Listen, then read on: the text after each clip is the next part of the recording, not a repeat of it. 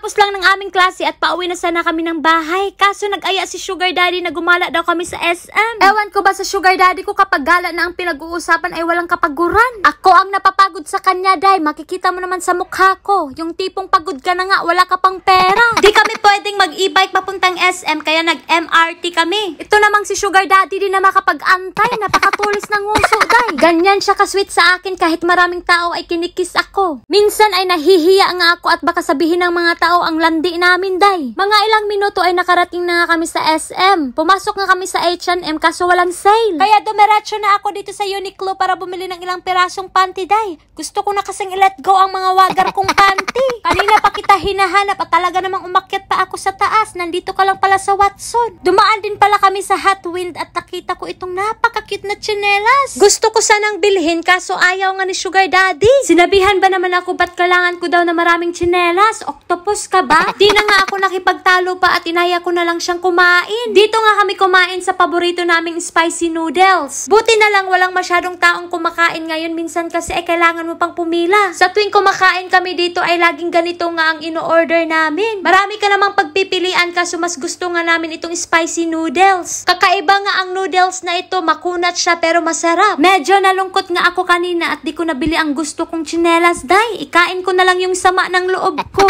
Heto na naman ang katakawan ko. Wag naman sana ako magtai, Lord. Pinipigilan ko ang sarili ko na wag nang kumain ng kung ano-ano at baka sumakit na naman ang tiyan ko. Nung last time na sumakit ang tiyan ko ay talaga namang sinumpa ko ang pagkain, Day. Pero heto na naman ang hangul, Day. Lamon ng lamon. Pagkatapos namin kumain ay pumunta kami dito sa Kikivi para magtingin ng mga imported snacks. Kaso wala silang masyadong imported snacks na tinda ngayon. Di katulad dati, napakarami. Maitry ko nga itong cup noodles ng Japan. Marami kasing nagsasabi na masarap daw ito. Pag nagustuhan ko ang lasa nito, siguradong bibili pa ako ng marami at ipapadala ko sa Pilipinas. Bumili nga lang ako ng dry jackfruits at isang cup noodles at nagbayad na rin. Gusto ko sanang umihi kaso ang haba ng pila. Puputok na lang pantog mo, Day. Here at us! Wapo, saya ko Sugar Daddy. Manay lain. Sa matag baboy ani para magasinaw. Uy! Here at us. Oh, bakit? Here at us. Here at us. Napadaan kami sa Apple Store para tignan ng iPhone 15. Di naman kami bibili at wala naman kaming pera, Day. Kailangan ko ata isanla ang kaluluwa ko para makabili ng iPhone 15. Tatanungin ko sana ang may-ari kung tumatanggap ba siya ng kidney. Kompleto pa naman ang kidney ko, pwede niyang tapyasin ng isa. Habang busy ako kakatingin ng iPhone, may isang unggoy tawag ng tawag, Day. Huwag kang mag-alala, di ako bibili ng iPhone. Oh no! Ano kayo na?